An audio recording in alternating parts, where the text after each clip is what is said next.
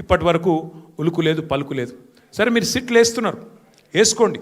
కానీ మరి ఇవాళ మేము అడుగుతున్నాం, ముఖ్యమంత్రి అనుచరుడు అత్యంత సన్నిహితమైన వ్యక్తి, అట్లాగే మంత్రి గారి ఓఎస్డీ మధ్యన జరిగిన పంచాయతీ 300 కోట్ల రూపాయల కోసం ఒక పారిశ్రామికవేత్త తలకి తుపాకీ పెట్టినరు అని చెప్పి కేసు రిజిస్టర్ అయితే దాని మీద ఎస్ఐటి ఎందుకు లేదు?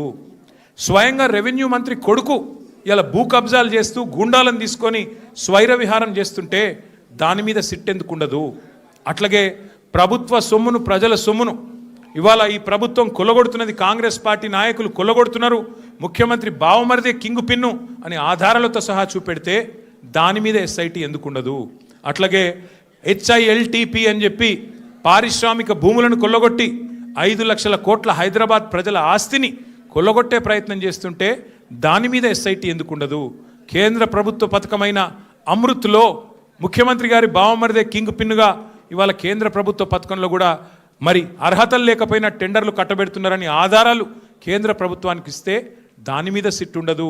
అట్లాగే ఇవాళ ఒక AICC సెక్రటరీ గారు డైరెక్ట్గా బెదిరించారు అని చెప్పి కాంట్రాక్ట్ సంస్థ పోయి 8 కోట్ల రూపాయలు అడుగుతున్నాడు, లేకపోతే పని చేయనిస్తలేడు అని లిఖితపూర్వకంగా కంప్లైంట్ ఇస్తే దాని మీద చర్య ఎందుకు ఉండదు?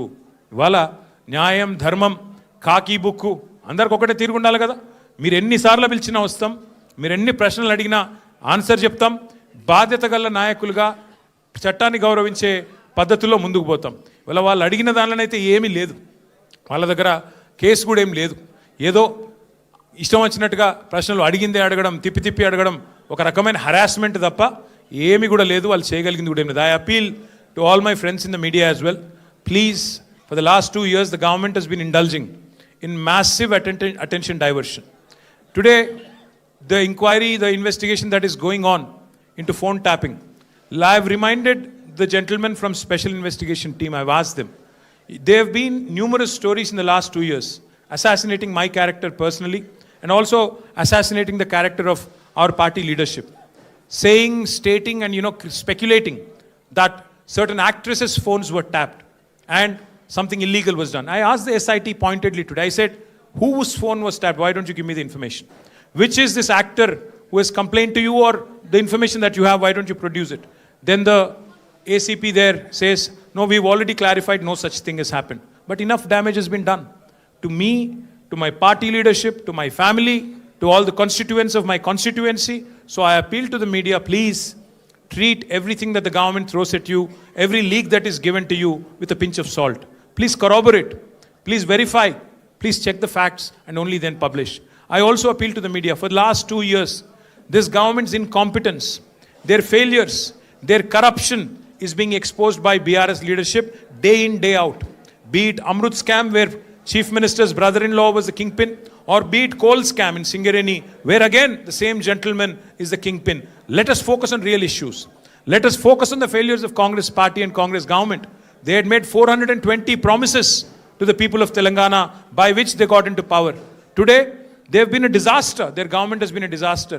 Revenues are slipping. Telangana is falling under the weight of the corruption of the Congress government. So my humble appeal to the media also is to please focus on delivery of 6 guarantees. Please focus on the misery in this administration. Please focus on the corruption in this administration.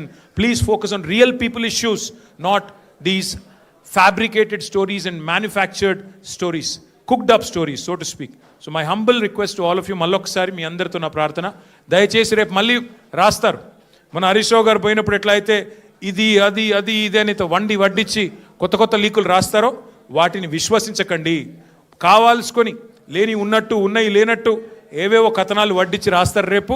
దయచేసి అది కూడా సెలెక్టివ్గా రాస్తారు. కొన్ని media సంస్థలకే ఇస్తారు, ఎవరికి ఇవ్వాలో వాళ్ళకే ఇస్తారు, వాళ్ళ అస్మదీయులకే ఇస్తారు.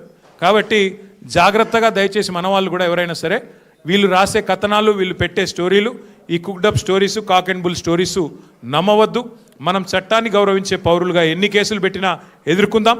కానీ ఈ ప్రభుత్వాన్ని, వారి వైఫల్యాలని ప్రజాక్షేత్రంలోనే చీల్చి చెండాడదామని చెప్పి మళ్ళొకసారి విజ్ఞప్తి చేస్తూ ఈరోజు సంఘీభావం తెలిపిన ప్రతి ఒక్కరికి ధన్యవాదాలు.